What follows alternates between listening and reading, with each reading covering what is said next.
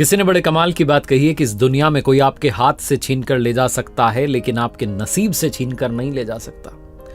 मैं हूं आरजे कार्तिक। एक बड़ी छोटी सी कहानी सुनाता हूं दोस्तों आपको। पुराने जमाने की कहानी है।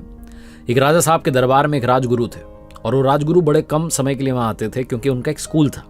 नदी किनारे एक स्कूल में गांव के बच्चों को पढ़ाते थे, तो ज्यादा समय स्कूल में बिताते थे। एक दिन वो गुरुजी आए हुए थे, और जो राजा था वो बड़ी चिंता में था। तो गुरुजी ने पूछा कि क्या बात है। तो राजा ने बताया कि बेटी जो है विवाह के योग्य हो चुकी है और उचित वर नहीं मिल पा रहा है, क्या किया जाए। तो उन्होंने कहा गुरुजी ने कि लाइए मैं कुंडली देख लेता हूं। कुंडली देखना शुरू किया तो चौंक गए, आश्चर्य में पड़ गए। विलक्षण प्रतिभा की धनी थी वो कन्या, और उसका जो भाग्य था बड़ा उज्जवल दिख रहा था। गुरुजी ने उस कुंडली में देख लिया था कि इसकी जिससे शादी होगी, अगर वो राजा है तो महाराजा बनेगा, महाराजा है तो सम्राट बनेगा, सम्राट है तो चक्रवर्ती बन जाएगा।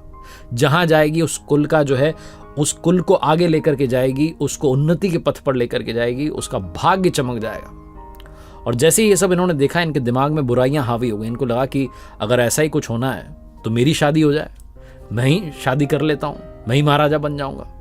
तो गुरुजी के मन में विकार हावी हो गए, बुराइयां हावी हो गई, और गुरुजी ने चाल चली। इन्होंने कहा राजा से कि राजा साहब, बच्ची आपकी जो है विलक्षण प्रतिभा वाली है, जिस कुल में जाएगी उसका भाग्य उदय कर देगी, कुल का जो है उजाला ही उजाला कर देगी जीवन में। लेकिन अगर आप इसका सीधा विवाह करा देते हैं तो ये अड़चन है कि ये कुल का नाश भी कर सकती है, वो कुल भी खत्म हो जाएगा और आपका परिवार भी खत्म हो जाएगा। ऐसा इसकी कुंडली में लिखा है। राजा चिंता में पड़ गया, बोलने लगा कि क्या किया जाए। तो गुरुजी ने कहा कि एक बड़ा आसान सा उपाय है। आप एक बड़े से बक्से में कन्या को बैठा दीजिए, हीरे जवाहरात और ज्वेलरी जो है उसमें रख दीजिए, ताकि कहीं आगे जीवन में इसके दिक्कत ना आए, और उस बक्से को नदी की धारा में प्रवाहित कर दीजिए।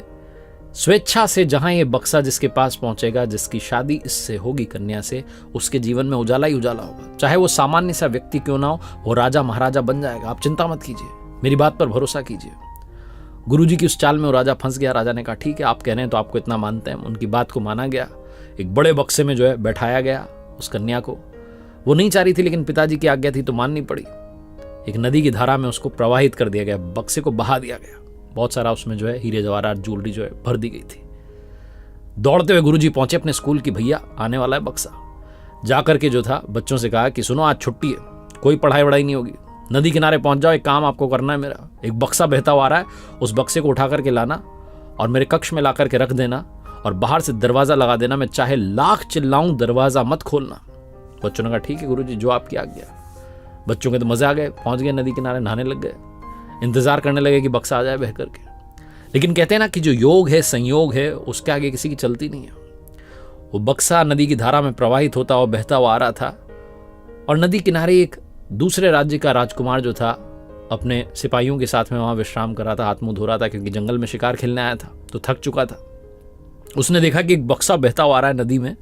उसने अपने सिपाहियों से कहा कि जाओ जाकर के देखो। सैनिकों से कहा। सैनिक गए, जाकर के उस बक्से को पकड़ के लाए, और जब उसे खोला तो उसमें सुंदर कन्या निकली। राजकुमार चौंक गया। उसने कहा देवी आप कौन है और आप इस हालत में कैसे? तो उस राजकुमारी ने अपना परिचय दिया, इंट्रोडक्शन दिया, सारी बात बताई कि ऐसा ऐसा हुआ। तो राजकुमार ने कहा अब क्या करना है? तो राजकुमार ने कहा पिताजी ने आज्ञा दी थी कि जहां ये बक्सा खुल जाए उसी से विवाह होगा, आप मुझसे विवाह कर लीजिए, मेरे तो जो भी हैं वो आप ही हैं। राजकुमार ने वहीं हीरे की अंगूठी पहना दी, क्योंकि उसमें अंगूठियां तो थी, ज्वेलरी तो आई थी साथ में। तालियां बजा दी सैनिकों ने, विवाह हो गया। अब राजकुमार को लगा कि खाली बक्सा भेजेंगे नदी में सही नहीं रहेगा, कुछ इसमें डाल देते हैं। तो एक सामान उसमें डाल दिया। उधर नदी किनारे जो बच्चे थे वो इंतजार कर रहे थे। गुरुजी का आदेश था कि एक बक्सा बहते हुए आएगा, तो उन्हें इंतजार था कि आने वाला है। तभी उनकी नजर पड़ी, एक बक्सा बहता हुआ आ रहा था। बड़ी मशक्कत के बाद उसको नदी में से निकाला। बक्से को बड़ा भारी था। 20-25 जो बच्चे थे सब मिलकर के उसको उठाने लगे, और ले जाकर के जैसे तैसे गुरुजी के कमरे में जाकर के उसको छोड़ दिया। गुरुजी ने तो आदेश दिया था बाहर से दरवाजा लगा देना, बाहर से दरवाजा लगा दिया। गुरुजी अंदर थे और बड़े उत्साहित थे कि बक्सा खुलेगा, कन्या जो है इसमें होगी और शादी कर लूंगा और मेरा भाग्य चमक जाएगा। बिना देरी के उन्होंने बक्सा खोला तो अंदर जिंदा भालू था। वो राजकुमार जंगल में शिकार के लिए आया था, तो एक जिंदा भालू पकड़ लिया था उसने। उसी भालू को उसने उस बक्से में बंद कर दिया था। जैसे ही बक्सा खुला, जिंदा भालू बाहर निकला। वो तो परेशान हो रखा था भालू, वो अटैक करने लगा गुरुजी पर। गुरुजी चिल्लाने लगे बचाओ बचाओ। जो बच्चे थे उनको आवाज आ रही थी गुरुजी की बचाओ बचाओ, लेकिन उनको पता था गुरुजी ने कहा था कितना भी चिल्लाऊं दरवाजा मत खोलना। एक लड़के ने सोचा कि खोल देता हूं दरवाजा, तो मॉनिटर ने डांट दिया कि नहीं, मना किया था गुरुजी ने। सारे बच्चे चुपचाप रहे बाहरी, और अंदर जो भालू था वो हमला करने लगा। गुरुजी को लगा कि अब तो जान जाने वाली है। तब उन्होंने चौक उठाई और ब्लैक बोर्ड पर लिख दिया ममो इच्छा देवनाशम देव इच्छा प्रबलम राजद्वारे राज्य कन्या विप्रभालु भक्षतम। यानी कि राजद्वार पर राजकन्या पहुंच ही गई, जो उसका भाग्य था, जो लिखा हुआ था कि उसकी शादी जिससे होगी वो राजा से महाराजा, महाराजा से सम्राट बनेगा, वो पहुंच गई और एक गुरु को भालू खा गया। यानी कि मेरी इच्छा का नाश हो गया और उनकी इच्छा प्रबल रही। जीवन में जो होना है वो होकर के रहेगा। पहली बात तो ये कहानी सिखाती है, और दूसरी बात ये सिखाती है कि अगर आपकी बुराइयां आप पर हावी हो गई तो आपका अंत निश्चित है। इसलिए बुराइयों को अपने ऊपर हावी मत होने दो। एक बार फिर से वही बात जो अक्सर आपसे कहता हूं, कर दिखाओ कुछ ऐसा कि दुनिया करना चाहे आपके जैसा। याद रखिए दोस्तों, मैंने अपनी वेबसाइट लॉन्च की है rjkartik.in, www.rjkartik.in। इस वेबसाइट का लिंक आपको डिस्क्रिप्शन में मिलेगा। यहाँ पर लाइफ से जुड़े हुए अमेजिंग कोर्सेज आपका इंतजार कर रहे हैं, चाहे पर्सनैलिटी डेवलपमेंट हो या स्ट्रेस मैनेजमेंट हो, आर्ट ऑफ बैलेंसिंग हो।